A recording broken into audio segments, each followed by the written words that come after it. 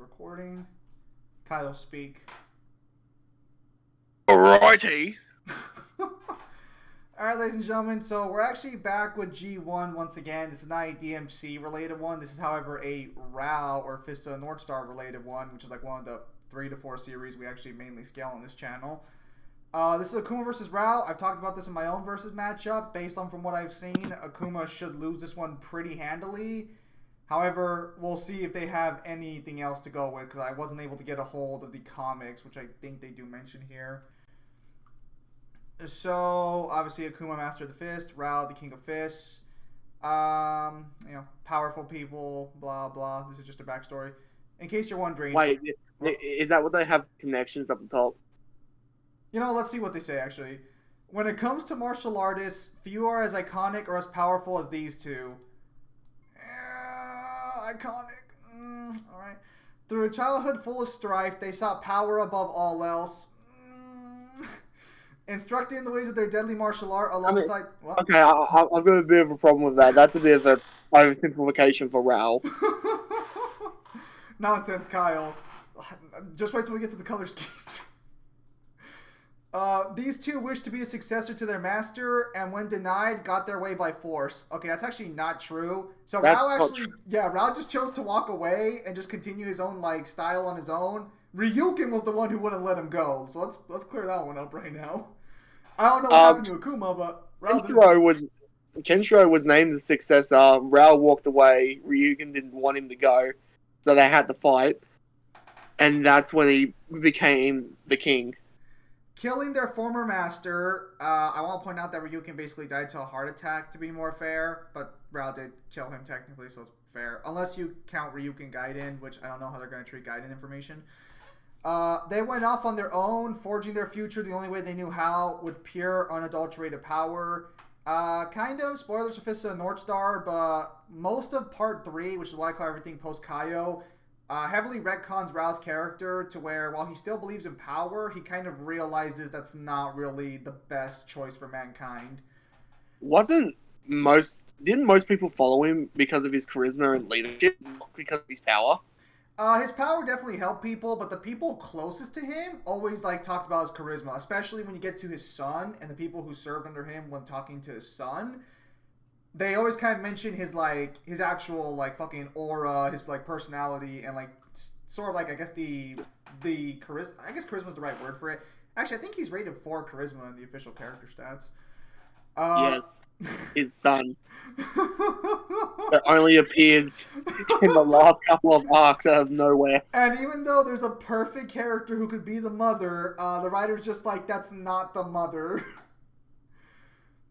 Reaching the pinnacle of strength their lethal martial art allows. That's not true. Roah doesn't get the Sunray 10, huh? They seek to battle the most powerful foes alive, all whilst furthering their own goals and coming into conflict with the willful, idealistic successors of their craft.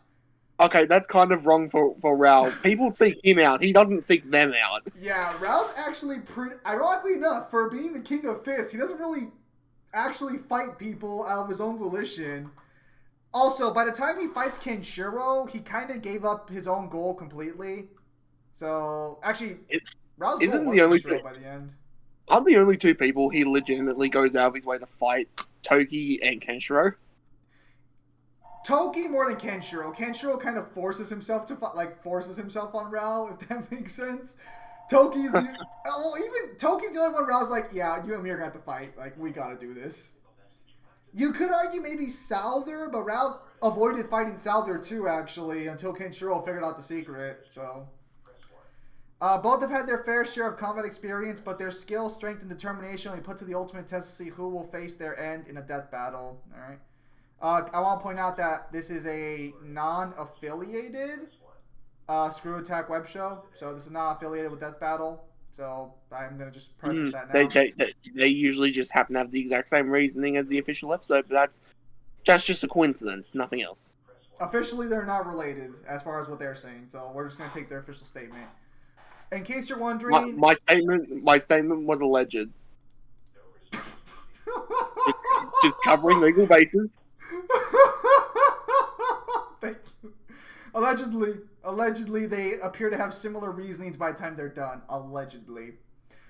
Of course, the primary sources being used here are the games for Akuma and the manga for Rao. However, we will also be taking into account other media such as Street Fighter, Udon comics, which the Udon comics do not mesh well at all, from what I understand, with the They're games. non-canon.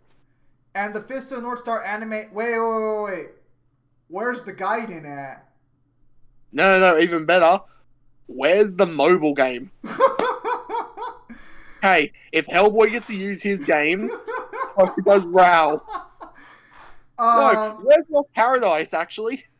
That's actually true. Why is the anime the only thing Rao gets? Where's the Gaiden information? Where's the anime? Well, the anime's here, but where's Rao has his own fucking Gaiden? That's a prequel to the main series. Where's the SD series?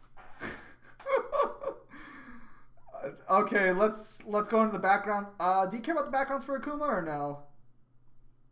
I mean, it's Akuma. If you don't know his background, then like Basically killed his brother, ultimate fucking master. Wait, hang on. Are they gonna include Oni or no? Hang on. that'd just be in Powers, wouldn't it? Maybe. All right. That'd be in Powers and Transformations. Rao doesn't really need to be talked about either. If you don't know about Rao on this channel, definitely check out. Wow, they actually fucking they go into detail on Rao. Well, did they go into his entire story? Yeah, they did. Like, so fucking Akuma gets like 3 to 4 paragraphs, and Rao gets like 10. I mean, I could sum up Akuma's in a fucking paragraph, but that's just maybe okay. Hang on, let me see. Wait. Split the heavens themselves. The heavens refer to the universe. That's not actually just the sky. Like, the series makes it clear the heavens is, like, the universe.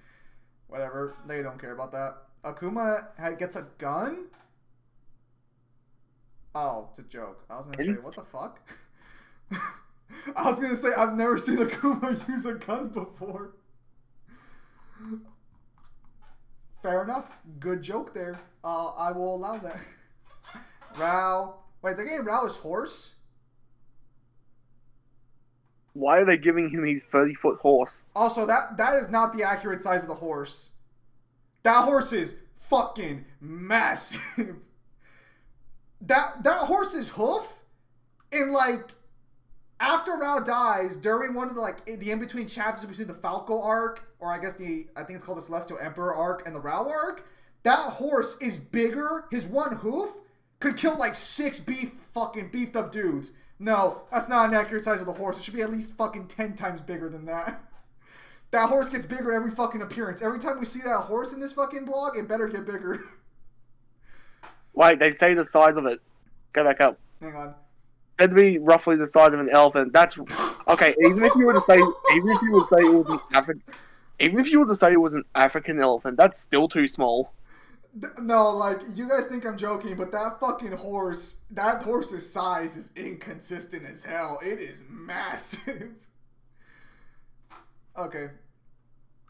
Alright, so this is Akuma's fine style, presumably. Anna Satuken? I am not gonna be able to pronounce that. Would you like me to? Go ahead. Yatsutsuken. Fuck no! Get out of here! Alright, what Kyle said is an art unique to the world of Street Fighter, rooted in assassination techniques. Really? Yes. Then why is everyone who uses it? Why is Akuma the only one who uses it for what it's intended? Whatever. Because Akuma uses the real way of the fist, while Goken taught Ryu how to use a modified version that's not meant for killing. I want to point out, Toki's basically a saint, and even he would kill people. Hey, if they're taking requests, give me Toki versus Itachi. There are so many connections. Hit me up later. It is practiced by many members of the Street Fighter cast, including Ryu and Ken. An in-game manifest is focusing on strong fundamentals and FUTCs to gain an advantage at all ranges. Akuma takes the same style and ramps it up tenfold. Every blow he makes is designed to kill, capable of striking with a variety of Hadoukens from a much greater number of positions compared to other practitioners. So he can just use Hadouken in different angles. So he can manifest K and fire like K blast. Well, That's basically what that means. I think in the game with this because in the game I think he's the only character who can jump and aim his Hadouken downwards or in a angle. Have you ever played Akuma in Marvel vs. Capcom? I've played him in 4 Turbo. Well, then you know what I'm talking about then. He can jump up and then Yeah. launch it downward, yeah. It is Akuma's mastery of it, which gives him access to cool iconic moves like the aforementioned Hadouken, Shoryuken, and Tatsumaki Senpuka. I can't pronounce that last one. You were so close, and you were doing so well. How do you pronounce the second one? The Tatsumaki Senpuku. Yeah, I was not going to get that right. I was about to say fucking, let's not go there. Akuma also used this fighting style to survive and counter the key-based pressure point attacks of Gen? Hang on.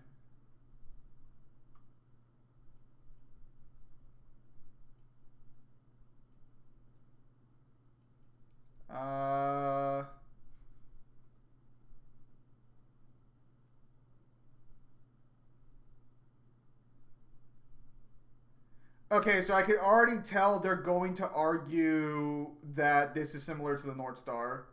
I know they're gonna argue that, but here's the problem: he doesn't have Toki, which basically like fucks the pressure points. Also, this is a distilled sum of one's negative key, which that would just be like the Demon Aura Pokto Ryuken. Like Kinshiro's already countered that.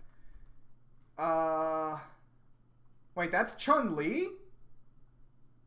Why does she look so much better in the comic than in the game? Hot damn! I'm sorry, not the time. Yes, it is the time. Okay, so here's Gen. Okay, so there's Akuma taking the pressure point. Damn it! Why the fuck does that keep happening to me? There we go.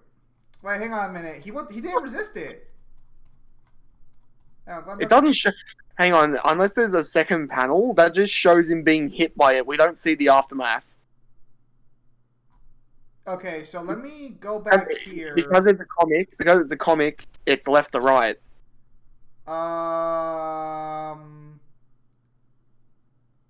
Wait, that's not. Okay, that's Well, that's kind of not. That's him blocking the attack, though. That's not him taking it.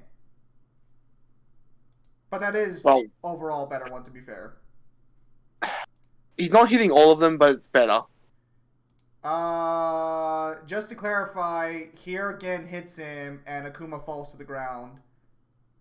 If he's even affected by this, even if he can cancel it out a few moments later, the North Star is gonna fucking murder him. Yeah, so they've got two contradictory scenes here, one from the game and the comic.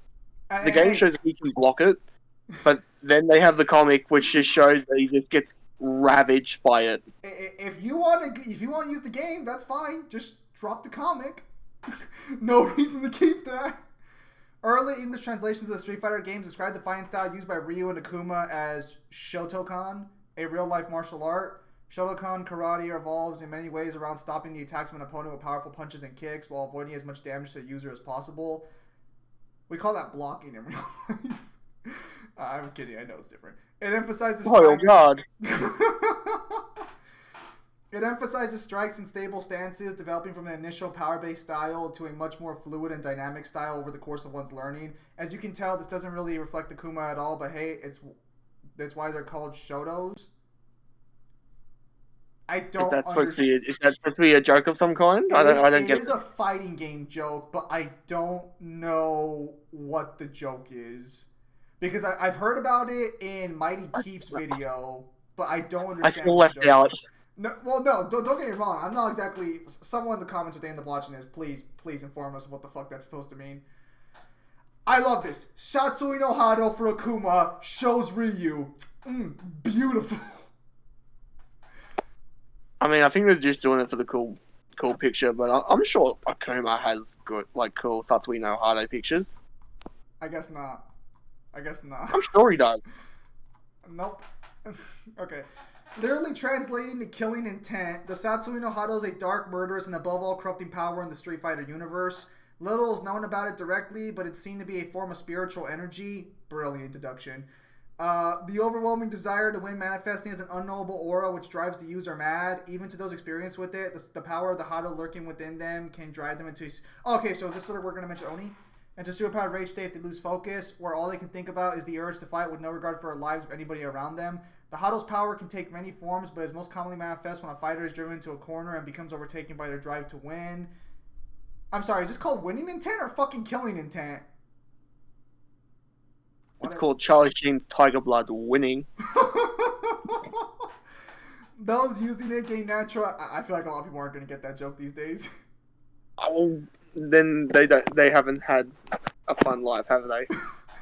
Those using it gain natural access to many distinct techniques, including teleportation, limited telekinesis, and hovering. Teleportation? What the fuck? Where in the games is that from?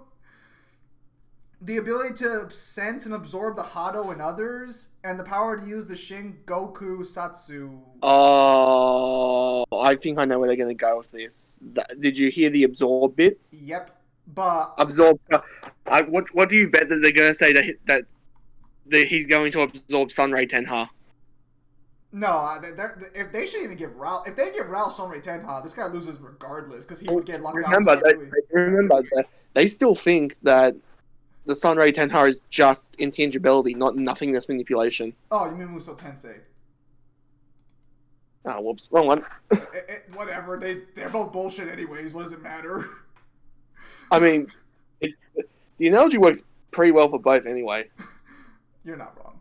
Akuma, in particular, is a master of the Satsui no Hado, having fully indulged in his power over the course of the years. Unlike many who succumb to it, he retains full sanity while using it, retaining all his intelligence and skill, and having practiced with the various unique powers it grants. Does Akuma teleport at any point? Am I just fucking crazy? I know he has a technique where he can pass through attacks, but I don't think that's teleportation. Unless there's something in the comic. Maybe they'll show it.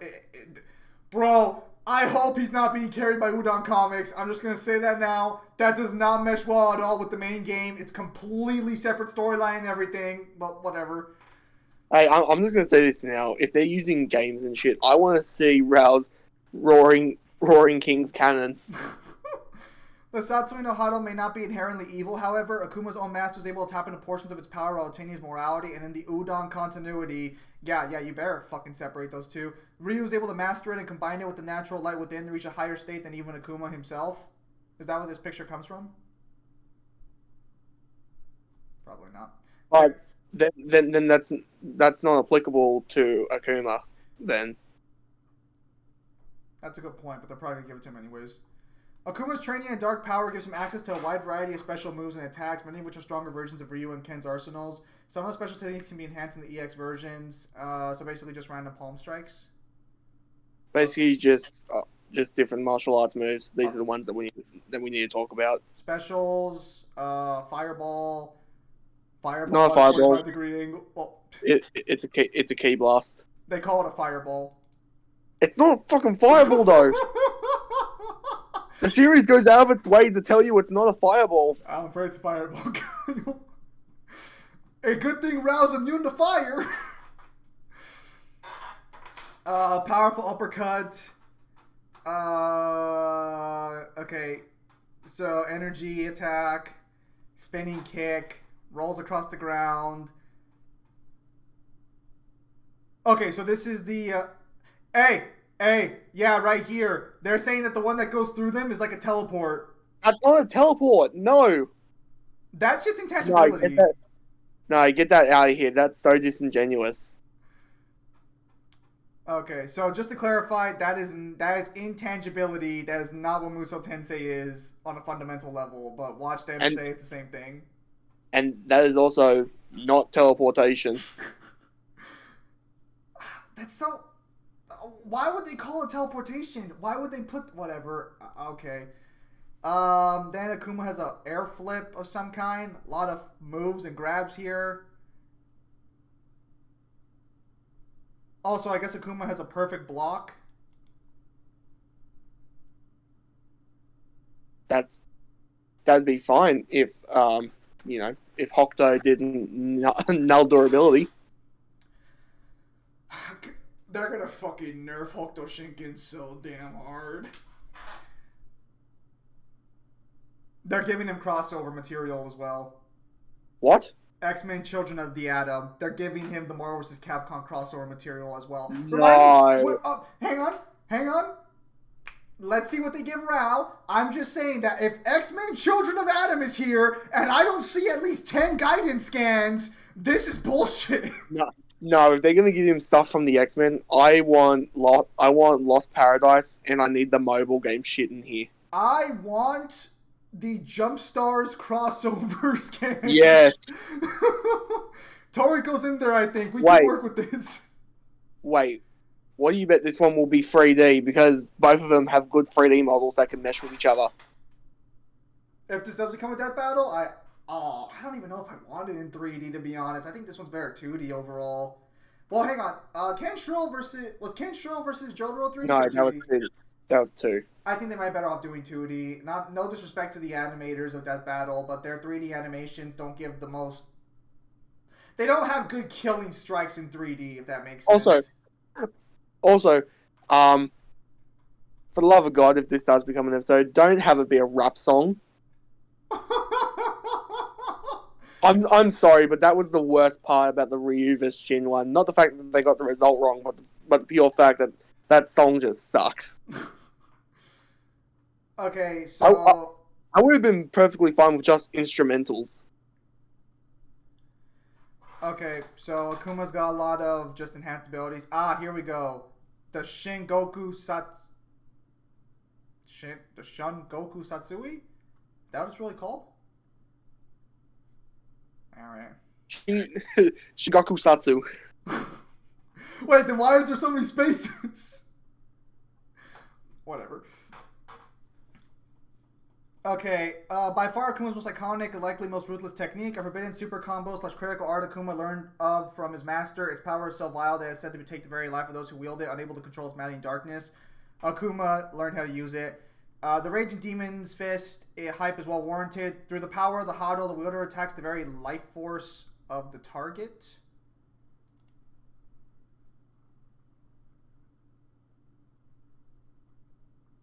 You know, if somebody has the book for this, they could have, it's just a little gripe, but make the book great. If the power of nothingness prevents this from working, then this is completely ineffective on Rao. The wielder attacks the very life of the target with the weight of their past sins, instantly killing them with a series of blindly fast vital jabs. So terrible the viewer doesn't even get to see it. Wait, that's just a shitter version of the pendant stare then. I don't know, the pendant stare fucking sucks. That shit is so inconsistent. Okay, so this is a stronger version of the attack. Whatever. To be fair, if we're going to include crossover information, it is possible to beat that attack during the animation. Azura in Azura's Wrath can beat the attack while it's happening. That's a good point. But they're not going to mention that, and they're not going to give that to Rao either, I bet. I am super surprised they haven't given him stuff from Ashura's Wrath. For reals. It is this very move that Kuma used to take the life of his own master, a performance he would attempt to replicate against Goku may use later. However, this instance would end up demonstrating the limitations of the forbidden technique. Through the use of Mu no Ken, the power of nothingness, basic North Star shit. I say basic, but it's a very powerful technique. One can empty their soul, free from earthly desires. They're going to argue it's not the same thing, I can already tell. Allowing you to survive even the life-ending powers, the fucking Raging Demon Fist. Masters like Gan are suggested to frequently employ this power to survive against Akuma, and Goku himself uses it to survive Akuma's attempted attack on his life. Despite that, though, Goku's improper usage of it when he blocked the move, and he had to spend 30 years hibernating and attempting to repair damage to his body, so, the move is still pretty good. No, it's not. It's only good if you can't counter it. Whatever. Also, it has the longest startup time I've ever fucking seen. Okay, so they do have more for teleportation. That's nice. Okay, so they do have more for teleportation. These are just a bunch of super moves from the V gauge. Teleportation. Through the power of the Satsui no Hado, Akuma can teleport at will, which he uses to great effect to dodge blows before they land. Alright, let's do this. Okay, so here's the game.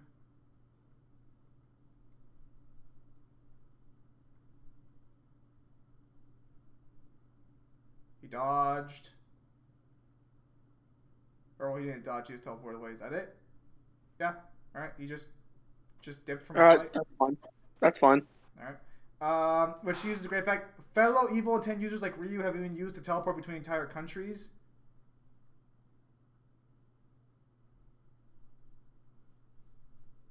Yeah, okay, he's just... Well, it's not really teleporting. It looks more like portal creation.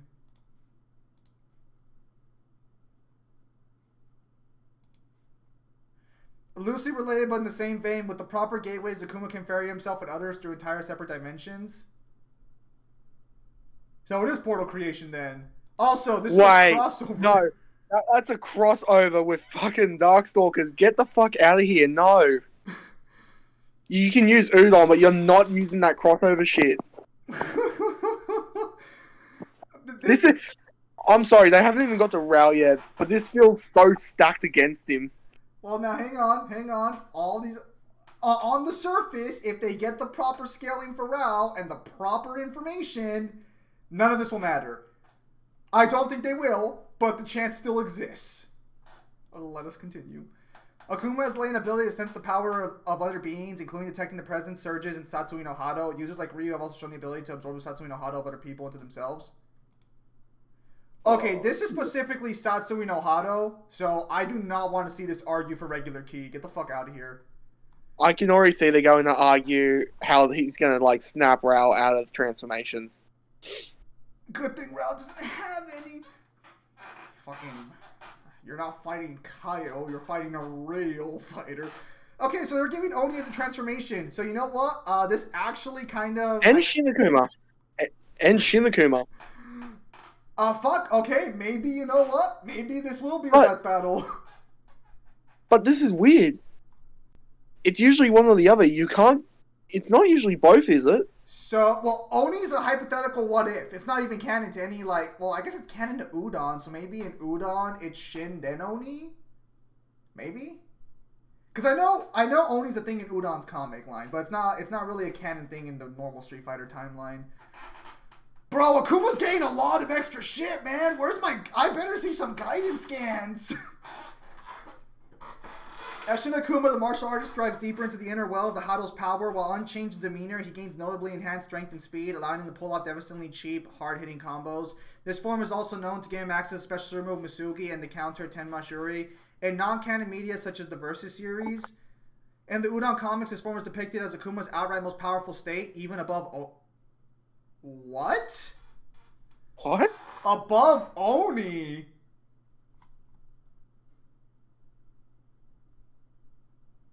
Oh, that doesn't sound right, but alright, I'll take their word for it. Speaking of Oni, here's Oni. This is Akuma at his absolute most demonic, essentially no longer really human in any way. As you may expect, his strength rises even further at this point. Outright replaces some of his moves with more powerful versions alongside gaining entirely new techniques, such as hovering or the ability to heat up his limbs for extra damage. While implied to be essentially a possible permanent transformation Akuma may undergo in the future in the games, that's correct. In the Udon comics, it's depicted as being a form Akuma can take at will, should the situation call for it. Also, he fought Azura! Yo! You do not just drop that at the fucking... Oh, if they bring in the Azura's rat scaling... You don't... No, you don't... No, if they're dropping that shit and it's like... Oh, he fought Azura, it's like... If they're bringing in the Azura's rat scaling, then they are literally stacking the deck for a character that they like. Bro, Udon's not canon in the main series. Fucking crossovers are being used. If Azura's rat's being used too, this ain't fair. I'm surprised they haven't gone out. I'm surprised they haven't gone out of their way to be like, and look, him and Tekken. I'm surprised they haven't said he was the Herald of Galactus in fucking Marvel vs. Capcom 3 yet. Get out of... This is garbage. Get out of here. Now, hang on. Maybe we're being a bit harsh. I want every possible Rao scaling on this fucking page. Hokuto... it's not looking good. Hokuto Shinken, developed during the Han Dynasty as a combination of Hokuto Sokinoken and Seto Gekken. Wait! Oh, that's true. That is the Lunar Wolf Fist. That's correct. I thought they were saying Gento there. Practitioners of the art are well versed in striking 708 pressure points across the body and channel their ki to the point to cause a variety of effects, most often making a target explode from within. It should be worth noting they don't need to use ki to activate the pressure points. That's a little inconsistent around the series. A lot of the times they do, but there are other times where just hitting the pressure point activates it, so it's a little inconsistent. Why are they talking shit about Juza? He's literally one of the strongest fighters in the series. He would have killed Rao with this. Well, whatever. I'm not gonna get into this. Not the time. Is usually Oh my wa mo shinderu is usually the last thing many unfortunate souls hear before meeting a gruesome fate after having the pressure point struck. And thanks to Rao's training in Hokuto Shinken, he became skilled in striking Kiraku Hiko of the human body. Why can't they just say pressure points? What the fuck? Aside from making the victims explode, certain pressure points can cause more unique effects, such as I better see hard. Okay, so this is just like fucking, increase one. That's not entirely true. So I'm going to go through each pressure point here. I'm sorry for those of you watching if you're not too interested, but I kind of want to clarify this. That's not entirely true. It does increase the resistances, but Kenshiro specifically states it's his body's resistances that finish off the poison. Like, he amplifies his own ability. Now, Rao does share the same bloodline, so he should have those resistances. I just want to clarify that's not the result of the pressure point, technically. Makes the target's body soft and more vulnerable. Takes away a target's eyesight. Rapidly speeds up one's heartbeat, causing blood vessels in the heart to burst. Removes one's depth perception. Destroys an opponent's body in 3 seconds. Disables the target's right leg. Forces the target to talk against their will while also destroying their body should they try to resist. Restores eyesight. Freezes body. Causes the opponent's hand to explode. Permanently locks the target's jaws open. Causes any weapon held in the affected hand to turn toward... Are they going to give him Nanto Seiken, or are they just going to give him Hokuto Shinken? Because if they don't give him Nanto Seiken, it's going to be a little annoying. And prevents the opponent from activating the affected arm. Contracts muscle and snapping the opponent's spine. Causes the opponent's nerve to become hypersensitive, meaning the slightest touches are extremely painful. That's true. That should counter a lot of Akuma's defenses. Increases one's strength at the cost of shortening their lifespan. He's never going to use this. Paralyzes opponent's body with their arms outstretched. Allows one to read Sanskrit. In fairness, that's a very situational one. Not sure why they gave him that one of all of them, but okay. Causes the opponent to instantly explode should they make any movement. This is all one hit, by the way. Like, one hit and you're done. Very simple. Most of these that they're labeling down are one-hit kills, but you don't hear them say that. Also, I want to point out as well, Rao does not have to hit your pressure points to activate them. But again, that's if they don't include the guidance information. If they don't include guidance, don't worry. I'll fix the mistake. He can. They better mention that he can do the exact same thing as Kenshiro and throw his Toki out and activate them that way. Well, so, yeah, he can do that. But have you seen the Souther and Rao fight from Rao Gaiden or no? I have not. Souther blocks a punch from Rao, but Rao's Toki still flies through Souther's body and hits several pressure points. And Souther doesn't even realize they hit him until after his pressure point explodes. It doesn't work, of course, because it's Souther, but, it'll work on Akuma. So he can perform, like, sneak attack, Toki attack. So any hit Rao lands is an insta-kill, canonically speaking, even if he doesn't just instantly kill you with raw brute force. Causes the target's body to hemorrhage all of its blood for 3 days until they're dead. That's his favorite. Forces the target to speak without the whole murdering them if they resist part. Useless. Forces the opponent to walk backwards and then blow up. Stops the target's breathing. Erases memory. Rao was not... fuck. There we go. Rao was not content with simply learning the standard form of Hokuto. With his great ambition and taking the secret of various martial arts, he reformed his own preferred variant known as Gonoken, literally translating his fist of strength. Rao's fighting style focuses on overpower his enemies with raw strength and violence. This style specializes in weaponizing one fighting aura or Toki to fire various energy attacks or energy projectiles. Wait, are they not going to mention that Rao's actual attacks get stronger depending on the strength of his opponent? Rao's fist is designed to overpower his opponent even if they're stronger. So he's getting continuously stronger as he fights his opponents. But they're probably not going to include that. Basically, how his fist works, as long as you don't completely one-shot him in one go, the longer the fight drags out, the better it is for him. He will get stronger as long as he's not getting injured. You can outlast him if you can cripple him, like Souther could. But in a straight-on brute force fight, like this one's appearing to be, Rao should keep getting stronger throughout the fight, but we'll see what happens. And that's not including the fact that Hokuto Shinken gets stronger in general. So you add Rao's raw strength increases on top of Hokuto Shinken's infinite variables. He's a grand master of it overall. So this is actually kind of like plot relevant, but this is like the big thing. For as much as people shit on like Jaggy as well, the problem is there were 4 students who came up in the same era who all could have been Grand Masters. And keep in mind that all of them at least the three main ones, Toki, Rao, and Kenshiro, were stated to be the strongest the North Star had ever been in its entire history. This means they scale above the Blue Sky cast. And the Blue Sky cast has some pretty good shit going for them, especially with Regenesis. So, you know. Watch none of that be mentioned.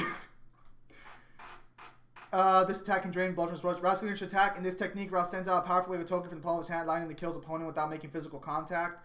Rao powers up Toki within his body and raises his fist toward the heavens, which releases an explosive shockwave beam that can severely injure or kill anyone in its radius. Is this the game? And there's no scan. Very convenient. A powerful uppercut that can strike the opponent's pressure points through the sheer force of the airflow, even when blocked. Okay, so this has to be from... That might be the Souther one. Maybe. An instinctive counterattack that Rao's able to perform subconsciously. That is a little fallacious. What Rao specifically says is my fine style works without thinking. So technically... Oh, here, let me see if I can actually get the... It's Ultra Instinct. It's Ultra Instinct. Yeah, it's basically Ultra Instinct. Okay. Rao powers up and forms a dome of Toki around him that can blow opponents away or even burn and disintegrate them. A good old-fashioned rapid-fire punch attack that can cause blood to shoot out victims' pores. Rao's ultimate technique, a rotating hand charge that unleashes a powerful wave of Toki at the enemy. This can either be fired as a beam or as a ball. That's not his actual ultimate technique. In fact, the mobile game actually, I believe, does have his ultimate technique. What is it called? Hang on. Well, it's just called Fist of One Whole Soul. The final attack used against Kenshiro. Do they have this one? Yes, they do. It's at the very end. That's technically his ultimate technique. Get back up. Oh, they give Rao nothing! There's no guiding information! There's no game information! Yo! I'm sorry, but you guys... After the Nero vs. Hellboy one, and now this, you guys have shown that you are just willing to be blatantly biased to characters you like. Yo, come on! He has his own Gaiden! What is this? Okay, hang on.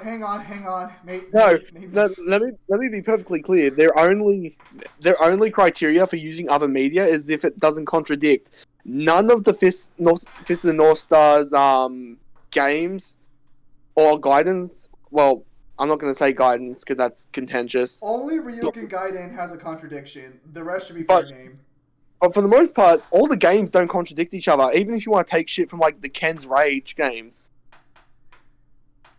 Maybe they do and they don't mention it because a lot of these attacks don't have like actual fucking sources. Maybe they are from Ken's Rage. The ultimate technique of Hokuto Shinken, Muso stays a being only achievable by a Hokuto master who understands true sadness. By realizing his love for Yuria, Rao learns to tap into its power and turn his body into nothingness, which most attacks harmlessly pass through. What do you mean most? What do you mean most attacks harmlessly pass through? You need to have nothing, like you need to have void manipulation to be able to touch him. Furthermore, Muso Tensei seemingly allows its users to make illusions of themselves to disorientate enemies.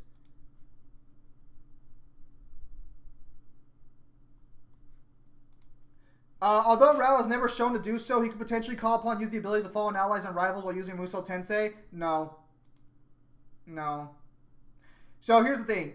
Kenshiro's sorrow was etched by all of the Nanto fighters and his brother Toki and this one loser named fucking what was his name? Shu? No, not Shu. The fucking Ice Wolf guy. What the fuck? Hang on, I got the mobile game open. What the fuck is his name? I think it's Ryuga? Ice Wolf guy. Yeah, Ryuga. Yeah. So technically Rao would at best have Juza, because Toki's with Kenshiro. Also, well, yeah, he would only really have Juza, because no one else really dies. I mean, Rao's not going to call upon the fucking chariot stars beside Juza. Let's not lie to ourselves. Okay, so if we take what is implied in the canon, Rao should have been able to go over and beat Kaio, who has basically what Akuma uses.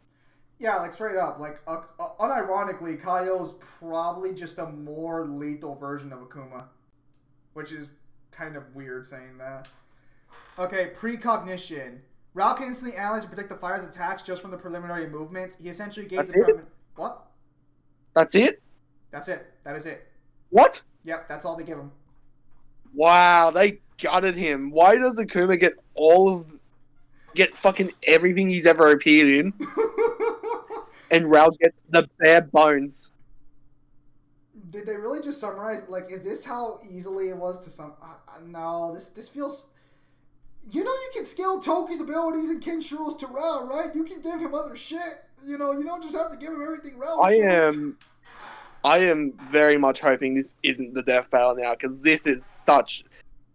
I'm gonna say it right now. If he wins, this is a gutted Raoh. Bro, oh, hang on. We do have feats up next. So maybe this is where all the other stuff is. Although I do think Raoh should have a few more powers. Then you see, I'm not. You know what? I'm gonna leave it, because if I say it, I might jinx it. Has defeated Ryu. Has defeated his brother Goken. Killed. Okay, this is just him beating people. Okay, so this is what I don't like when they do this. Why does this matter? So I do want to point out that the feats overall section right here should come after the scaling chain, personally. Power. Destroy the entire island with one punch, 400 megatons of TNT. Didn't they debunk that?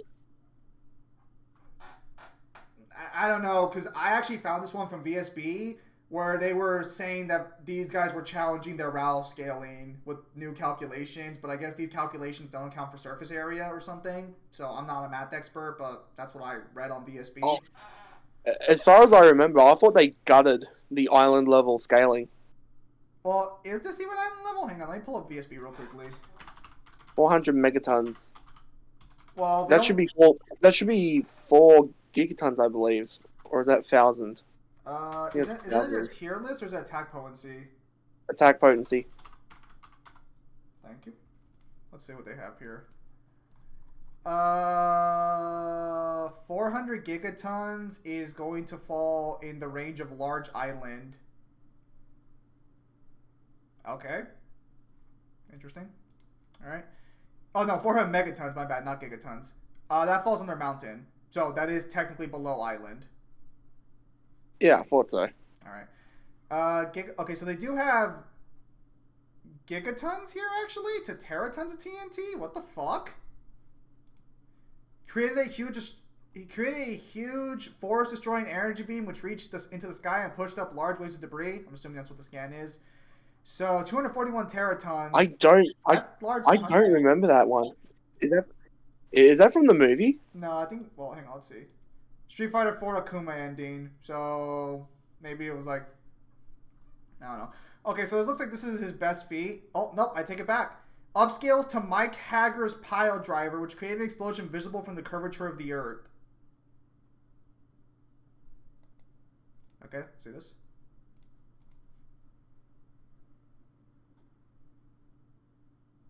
Okay. Is he going to pile drive anytime soon? Okay. Apparently that gets... Okay, so what you need to do now is tell us, why does he scale to Mike? Like, you have to treat people who are reading this as if they're dumb as fuck and they have no idea about the scaling chain. So it looks like regardless, they end up putting him at large country level, which should be higher than where they're going to put Raoh at, no doubt. Speed, dodge auto attacks from Gen, who noted he had never seen such speed before. Doesn't make any sense. Clash with Gen so fast the fight was a blur. Completely trash. Jump from the bottom of the ocean to the surface. Jump from the bottom of the ocean to the surface? Well, in what time frame? Well, I'm not going to watch this whole thing. Struck down M. Bison faster than he could react. M. Bison could outrace the Psycho Drive satellite laser, Mach 5000. Okay. Dodge the combined attack from Ryu and Ken faster at eyesight. They really should label these in order of, like, impressive. Okay, but, like, besides from the laser one so far, all of these are fucking trash. Phased past Gen's Shoryuken just before it would have landed. Whatever. His Hadoukens can reach space in seconds. It's not better than Bison's. As only teleported out Ryu's attack before it could land. Faster in the final fight cast, who scaled to Hager's light speed charge.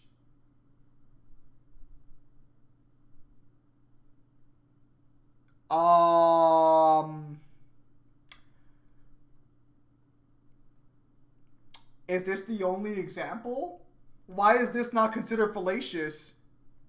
Why is this not considered, like, hyperbolic or metaphorical or anything like that. Whatever. Does he have other scans that show its light speed, or is it like just that one? It's just that one, and I guarantee you it doesn't even move that fast in game. Doesn't matter if it does. Yeah, I But know. I'd like. I know. I would like. If they're gonna do that, I'd like maybe 2 or 3 more feet from the same move stating that it's that speed.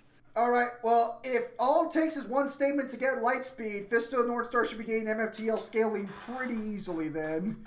Because we have a light speed statement, and we have characters who massively upscale above that character, so if the best he's got is light speed... Now, correct me if I'm wrong, was it Han who punches so fast that he doesn't even leave a shadow?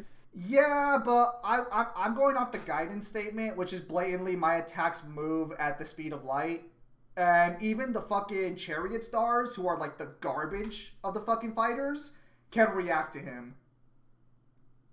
So characters like Salder, Kenshiro, God forbid Toki, they're gonna speed blitz that fucker. Well, Jusa casually speed blitzes him, actually.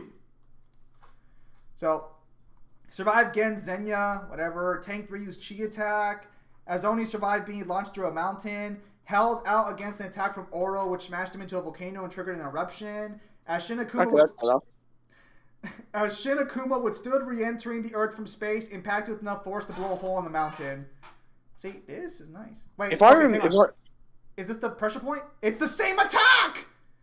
Fuck. Why does it matter? Well, it's because it says he survived. So I'm like, okay, so do we have him getting back up? No, we don't. Overall... Bro, how are the Nanto Gosia fucking feet? Get out of... Put Juza! Not the Nat... What is this? Did you guys even read the series? Wait, why is Ray not on this? Whatever. I'm not mad. Killed his master Ryukin, amassed an army of loyal followers, earned the respect and tamed Kokoro, fought on par with Kenshiro. Fuck out of here! Kenshiro confirms Roah was stronger. Get the fuck out of here. Where's Fighting Toki? Roah only loses because he lets Kenshiro win, and lets him win because he's the better man. That was all a giant metaphorical battle for the love of Yuria. Just to clarify here for a minute, Kenshiro would still scale to Roah. Roah acknowledges him as a worthy opponent, but Kenshiro confirms later on that Roah let him live.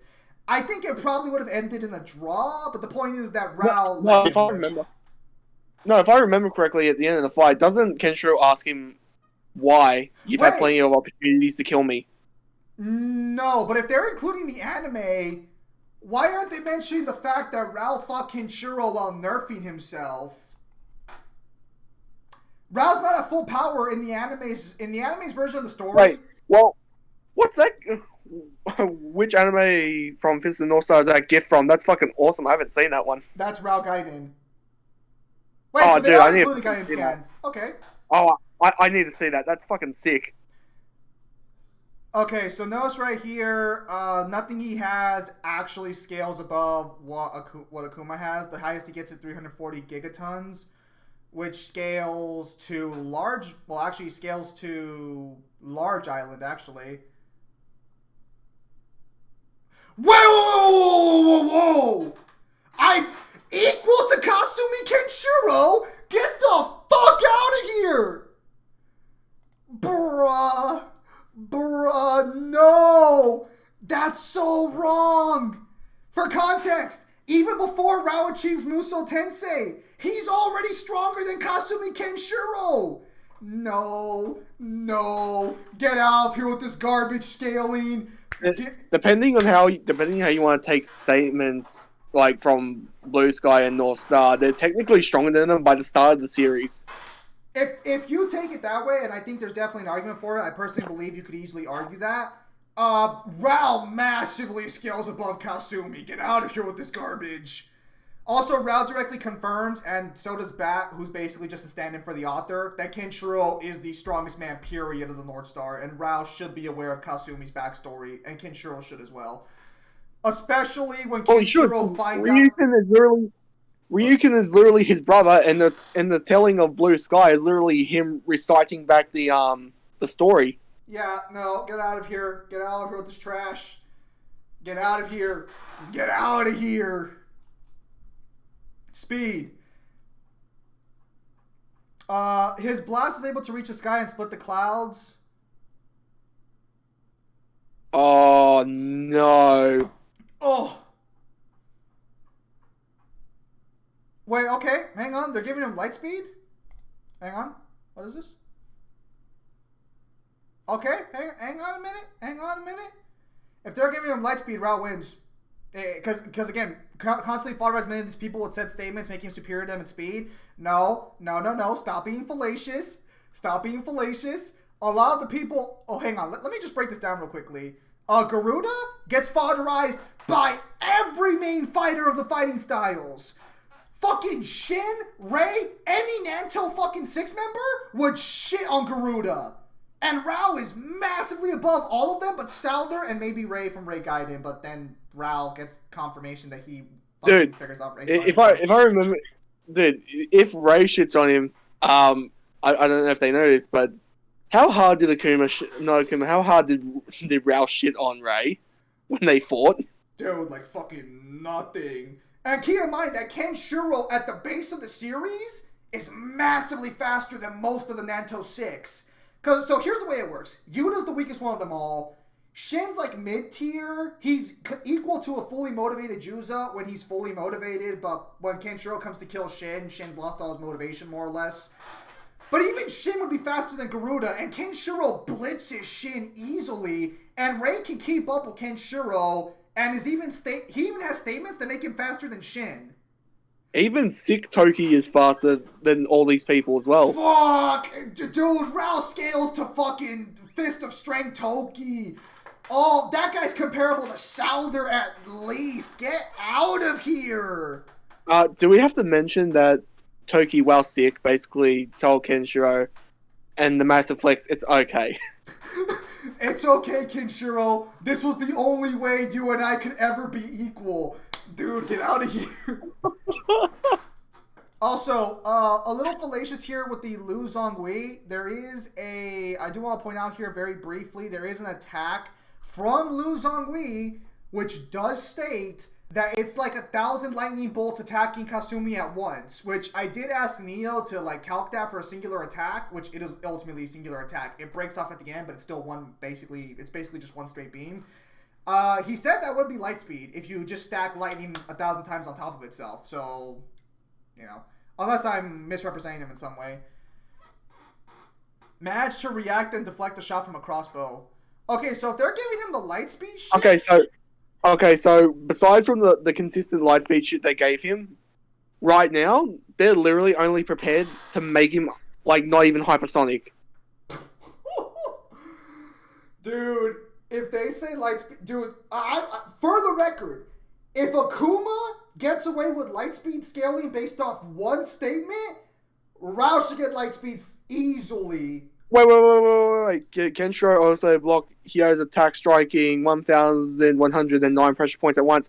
You mean that person who should be, like, even, like, faster than light as well? Yeah, no, Hyo would be massively faster in light. He would scale to like the higher end Nanto 6 or even Souther, who again, Souther's own statement to Kenshiro, who's already massively faster than Nanto 6, besides Souther, is in comparison to my fist, you're standing still. And that's a man who should be way above baseline speed of light. And hell, you can even go as far as to say like Roah could probably even keep up with Han if there were the fight. Oh no, make no mistake. Roah scales to Kenshiro's speed, so he would keep up because Kenshiro gets stronger. Well, he was also meant to fight Kaio, and Kaio fodderizes both Hyo and Han. Even if you want to take the argument that Han has the fastest speed, again, Hyo can keep up with him, and Roah would have beaten them all in a fight. Roah even has higher stats, he has an official higher rating, which would make him a better fighter, be able to... Either way, he's comparable at best, or at worst. Doesn't the story even confirm that if Roah took the fight to Kaio, he would have won? No, like, the story goes out of its way to confirm that Roah would have fucking beaten the shit out of the Hokuto Ryuken brothers at bare minimum, or like he would have beaten them in a fight. He would scale no matter what. Only the people who think like oh no, Kenshiro got massively stronger. Even if you want to believe that, Kenshiro says Rao's stronger at the end of the series. So hey, go ahead and bump Kenshiro up. That just gets Rao stronger. Jaggi survived the nuke. Falls through a large building, gets back up moments later, survives a beatdown from Kenshiro while weakened if you're using the anime. Can continue fighting even with losing a large amount of blood. Barely hurt from an attack by Kenshiro. Stabbed his sword through his own feet without even flinching. Is so tough and acts outright shatters in direct contact with his body. A lot of these fucking statements are trash. Wait! Okay, so some of these are like Kenshiro ones which need context, and the rest of them, besides from like the Jaggi scaling one, are trash. Okay, now we have the weaknesses. Again, by giving Rao the Gaiden Lightspeed statements, he's already won. He would speed blitz Akuma. No amount of AP difference is going to win this battle. While there is little doubt that Akuma has earned the hype he's received, bullshit, his health bar is trash. That doesn't mean he's flawless. Akuma is quick to anger and tends to go easy on his opponents, rarely showing his full power unless it's a foe he finds worthy. Akuma also desires to battle an opponent actually strong enough to surpass him and even prefers to have a fair fight with them. After all, what satisfaction is there a victory that wasn't truly earned?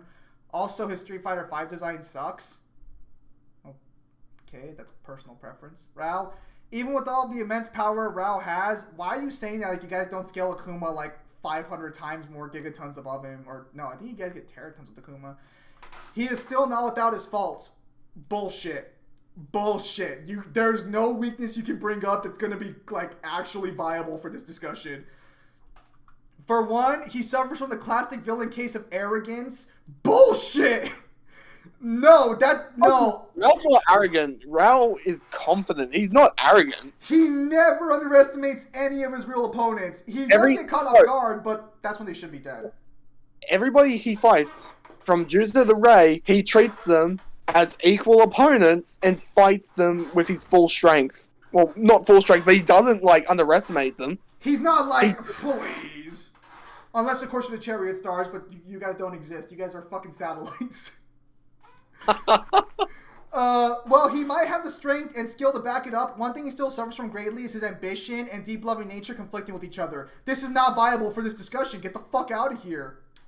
He's not going to fall in love with Akuma. This is not applicable. While Musou Tensei is almost invincible against the average fighter, Kenshiro was forced out of the technique. That's wrong. But because he wasn't forced out of it. What happened is that he like basically lost control of his technique because the actual Onrei Tenha can fuck with him, which distorts space around an opponent to disorientate them. Now, I want to clarify here for a minute. They're leaving out a very important statement here. I'm just going to pull it up specifically because I want to make it clear they are leaving very important context out of the way. Let me see. Hang on. So, right when... You wouldn't be telling me that they're manipulating the scene, are you?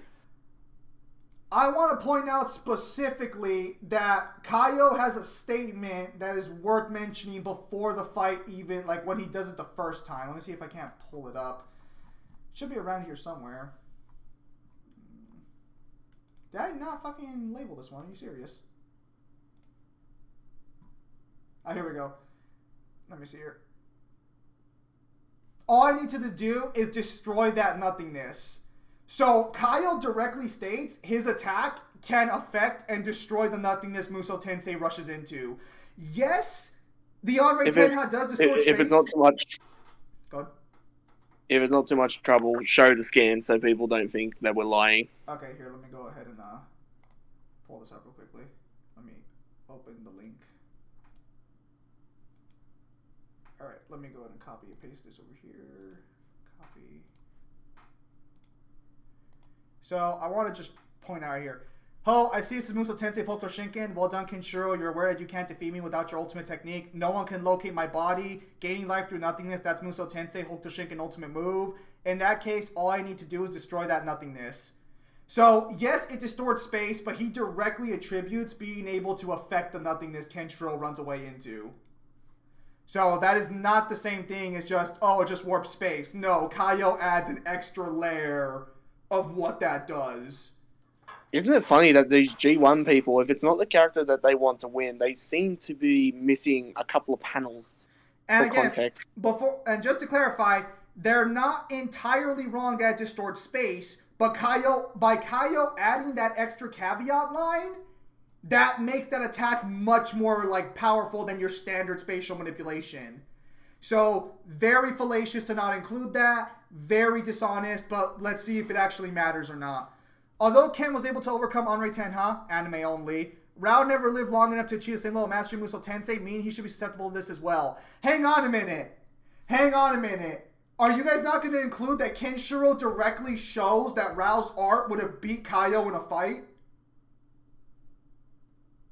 For context, in this scene, when Kenshiro beats Onrei Tenha, I think a few moments later, he busts out Rao's ultimate technique, or his, like, just his punch. He just uses Rao's punch, and it sends Kaio flying into a wall. And Kenshiro doesn't scale to Rao. Rao is stronger, confirmed in the anime. He is for sure stronger than Kenshiro. So, little fallacious fellas. Advantages, stronger, equal with lightspeed statements. Get the fuck out of here. No. So what they've done here is just cap. Like, oh, lightspeed, so nobody else is faster, even though we see people speed blitzing all the time.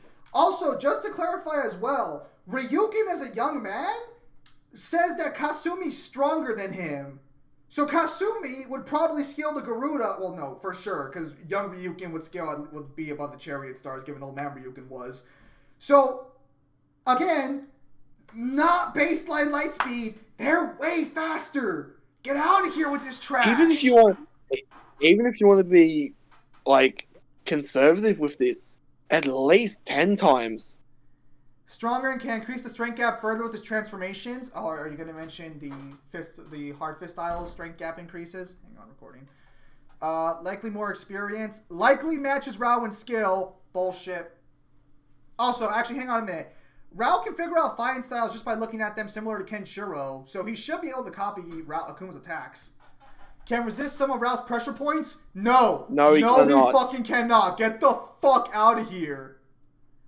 Would never smack a baby is in Tekken 7. No. That's not an advantage. What? It's a fucking disadvantage. Those two don't fucking matter. That's a disadvantage. Inferior pain tolerance.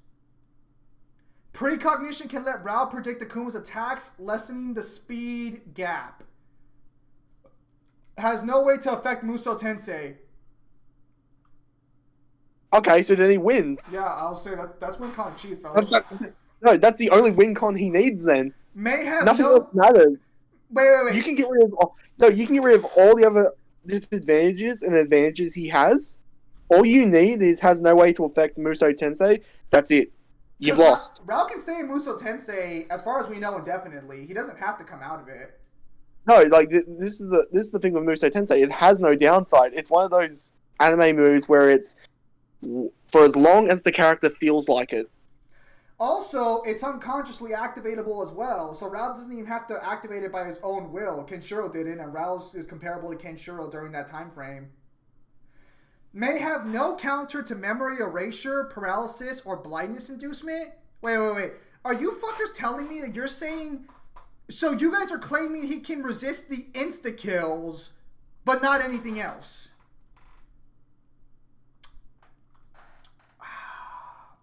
He didn't even resist against pressure points based off your own fucking scans. Can resist pressure points. That is so fallacious, because I told you from the Gen stuff. No. With Toki activation, that negates that. Likely matches Akuma in skill, surpasses, because Juza's fighting style is unreadable, and even the Nanto 6 can keep up with Juza and read his attacks to an extent, which Rao massively scales above. Get out of here with this trash. Is comparable in speed with lightspeed statements? Completely wrong. He's superior in speed because he massively scales above the guy with the lightspeed statements. Statement. Can induce blindness, paralysis, and memory erasure? May work? What do you mean may fucking work? If Akuma has no resistance is shown, it fucking works. Get out of here. Yeah, and I'm just going to say this right away. If they work... He's already got 2 win cons that should like make him win straight away, because there's nothing like I'll just use the death battle example. you two made Shadow forget how to use all of his techniques, Roah can do the same. Again, technically they're not affiliated, but you know. They do have similar research from what we've seen in the past, but again, technically they're not affiliated. Precognition can let him predict Akuma's attacks. Okay. His precog is way better than you guys are giving it credit for, but whatever. Well, well, whatever. It doesn't matter. Akuma has no way to harm Roah while he's in Musou Tensei.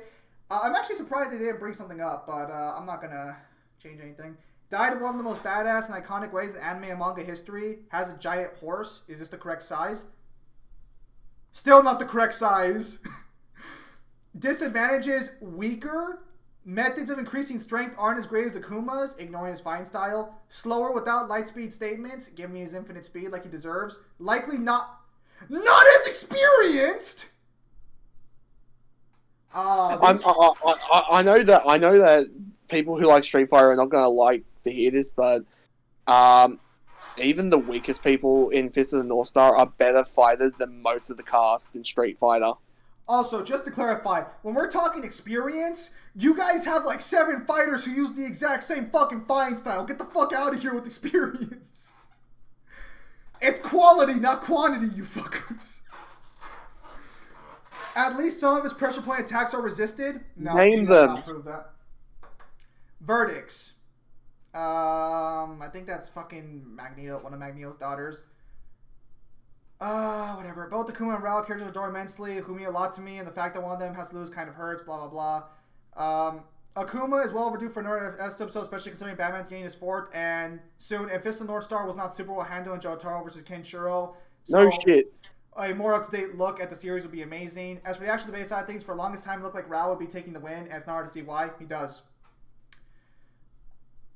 Well, no, because here's the thing. Musou Tensei would also ignore conventional durability. It's literally nothingness. It attacks you on a conceptual... It ignores conventional, not conceptual. Conventional durability. Not conceptual durability. No, just break it down like this. Does Akuma have void manipulation? No. Then he can't touch him. It's like, oh, but we can't confirm all of Rao's pressure points. That's okay. Rao can hit pressure points in Musou Tensei. It's fine. No, it's like, oh, it can't activate all of them. That's okay. As far as I'm aware, there's 1,109 to work with. Look. So which ones? Look, man, I'm just saying that technically Rao has access to all the pressure points, all 700 of them, or 780, and that might also include the 1,000 from Hokuto Ryukin as well, since they're sister branches, but whatever. Okay, so first off, they're virtually an equal in Kasumi. Dude, get out of here! Trash!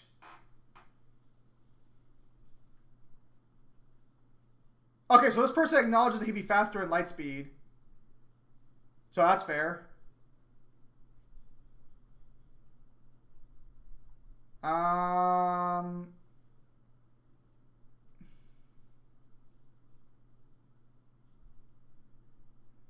Okay, here's the problem. Rao scales to people who scale to or above people who massively scale above that light speed guy. Again, any of the Nanto 6 and Juza are casually superior to the lightspeed guy. Bare minimum. Doesn't Juza, when messing around, have lightspeed statements? He would if you take that guy into account, yes. And that's not even motivated! No, get out of here! Okay, hang on.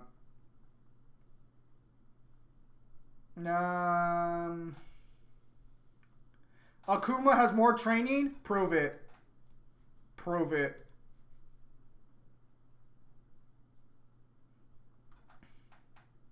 If they think they're comparable in speed with the light speed stuff, Rao's gonna win. No, Rao would kill him instantly.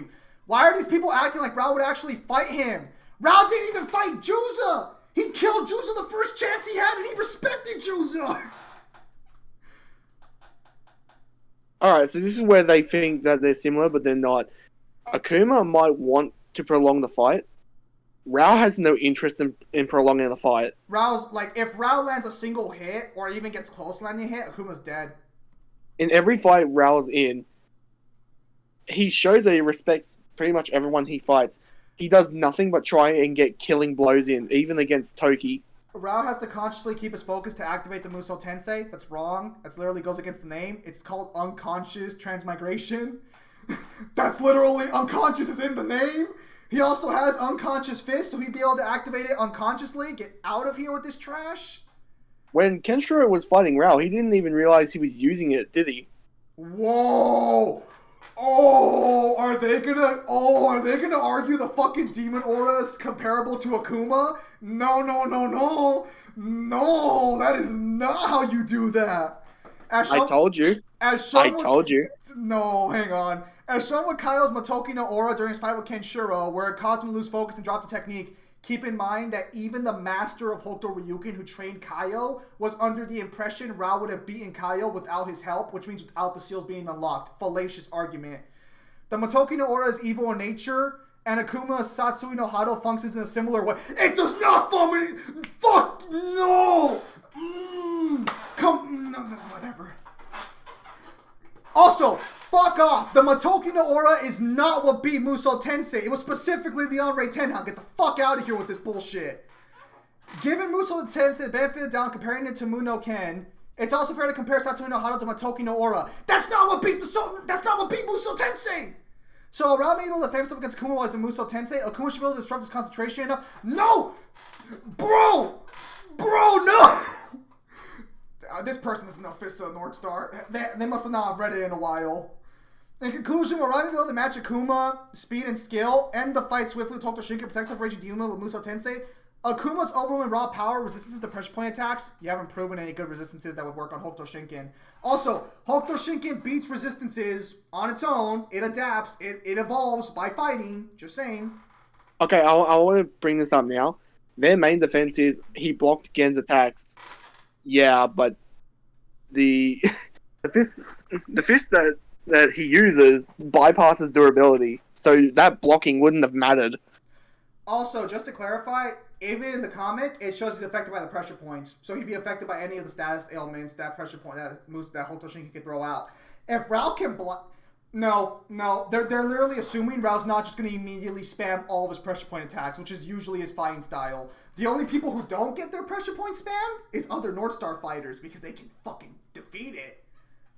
Also, the reason why Rao had a standout fight with Toki and Kenshiro is because he knew, and this is shown, if they went for a pressure point battle, they just deactivate the pressure points. Yeah, North Star fighters canonically have ways to deactivate the pressure points. It's actually why Rao was more or less able to survive his fight with Toki. Well, no, actually, Toki just... Poor Toki. He was too sick. He was talking too much shit to Kenshiro and it cost him the fight. Toki, you're so thin. Also, Toki, you're so thin. Toki built more than most bodybuilders. Are you okay? You're so thin. Your muscles have dropped by 1%. Also, just to clarify, Fist of the North Star has potential star to even universal-based statements you can go off of, but they don't even bother to bring up the star shit, which is way more consistent. Which would AP stomp. So he can't disrupt Musou Tensei. This person's wrong, and Akuma has no win cons. Get out of here. This outcome is wrong. No, I'm sorry. A lot of this is literally just an Akuma wank fest. They have shown that they are willing to go out of their way to give Akuma everything. Give me my extra Rao shit. They got some guidance stuff in there. I want the guidance going from Ray Gaiden. I want everything. I want all the guidance shit. Okay. So Kuma has AP lockdown.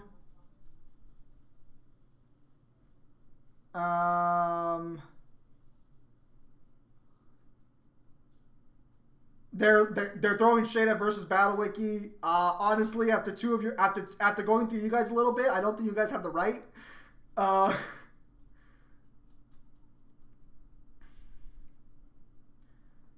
Where's the star level arguments? Okay.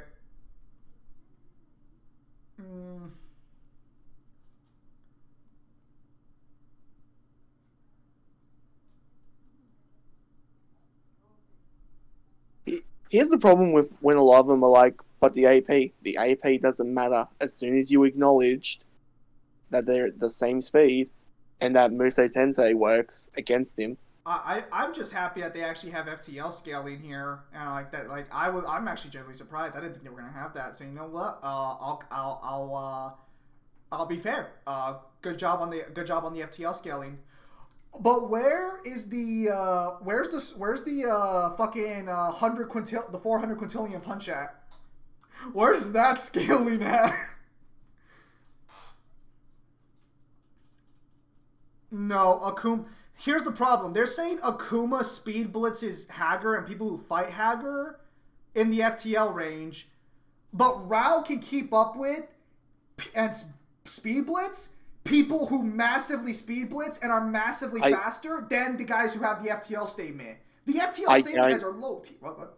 I guarantee you, most of these people haven't taken the time to do this. They've literally just gone through the blog and they've given their opinions. They haven't been bothered to read the series itself. Fair enough. I guarantee you. Both the Kuma and Rao's FTL arguments are strengthened by the fact they have a blitzing chain. We're going to talk about how massive that blitzing chain is. I want Akuma's blitzing chain.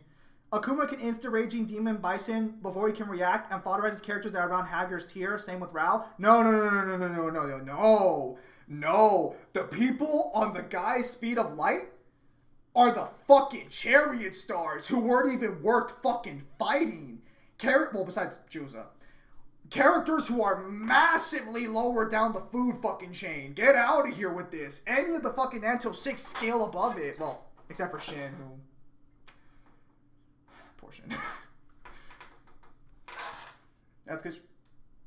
AP durability-wise, Rob basically stands no chance. However, that's when his trump card comes into play. Hacks and abilities. Okay.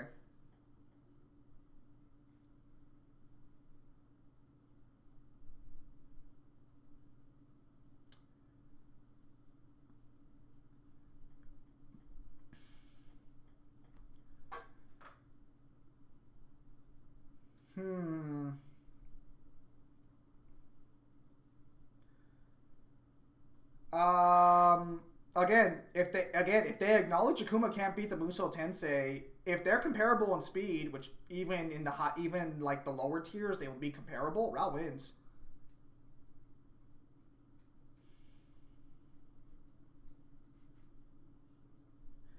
He doesn't counter against pressure points. You guys don't give the scaling.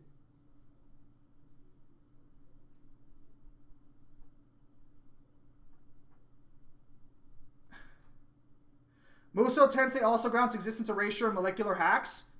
Wait. You're giving Musou Tensei the existence erasure? Get out of here. There is no argument anymore. And if the Raging Demon and Musou Tensei collide, Akuma's gonna get super hard fucked. This man is okay. This man is being much more fair. Or at least this one's a better one. But let's see. Rao's not going to start off easy.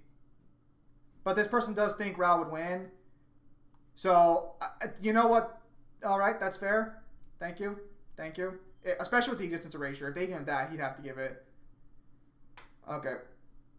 Let's see here.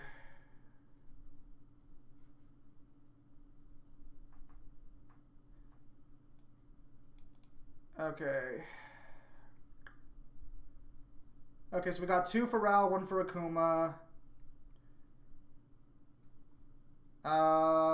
Okay, so thank you. So it looks like most people are like, okay, if they're comparable and Rao has a state of being that makes him completely invulnerable and some of the pressure points can work, then then Rao should win. Thank you.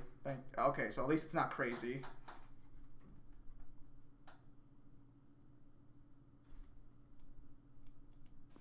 Okay, so this guy gives it to Akuma. Let me see why.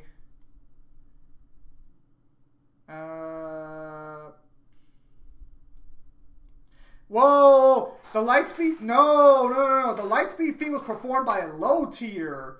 You're giving the others... You're assuming the Gento shit and Han shit is just base light speed. It's not. They would both scale above Garuda, who's hitting at the speed of light. Get out of here. Akuma does just pressure points, the lead hacks, and Fist of the North Star. Provide a better scan by noticing that this guy's blogs or whatever.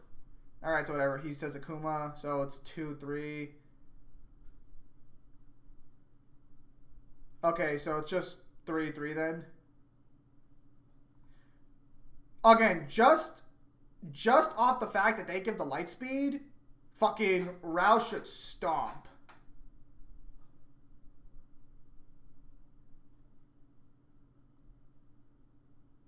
Wait, if this guy...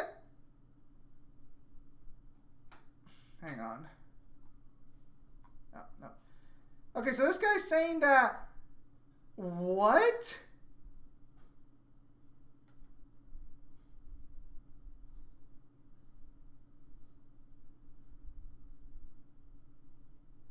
Dude, this guy's literally arguing that Rao's light speed scaling is way better than Akuma's and that light speed Akuma is bonk, and yet he still thinks Rao loses even with Muso Tensei. What? The only way I see Rao winning this is if you allow Muso Tensei being able to erase people from existence from the Ken's Rage video games. It's also from Blue Sky as well. However, since this wasn't a thing in the original manga, I highly doubt that Death Battle will allow it. Dude! Oh, yes, they fucking will. Dude, they better with all the fucking shit they gave Akuma. Okay, so it looks like in the end it's a tie. A lot of these like verdicts against Rao are kind of trash. Hey, that's from the fucking mobile game. Where's the mobile game scaling? Okay, yeah, so not the worst thing I've seen. Certainly a better blog. Although they definitely did my boy Rao dirty. Akuma got way more love here than Rao did. Although, to be fair, a little surprised Ozoro's rat didn't show up. Little surprised. Better than I was expecting, but no, Rao should take this one pretty easily just with speed alone. Any other thoughts, Kyle? No, look. Even by stacking the odds, most people still, like, at least half of the people think that Rao should win. That's impressive. Do you want me to give the closing statements? The next time we'll probably be reviewing a G1. Yeah, sure, if you want. Maybe next time it'll be Eddie. Maybe next time it'll be Eddie. No, I doubt that. No, the next time we're doing a G1, it'll probably be for when Dio vs. Alucard comes out. Yeah, that'll definitely be a fun one to go through. So for as much as Zim was talking in this one, I'll be talking a lot more in the Dio vs. Alucard one because I have a lot to say about that one. We're both fans of those series, but this man here has gone through JoJo's way more extensively than I have. And, well, Hellsing's like fucking 10 episodes. Alright, so with that said, ladies and gentlemen, thank you guys for your time as always. Have a nice day. I'll see you guys on the next streamer video.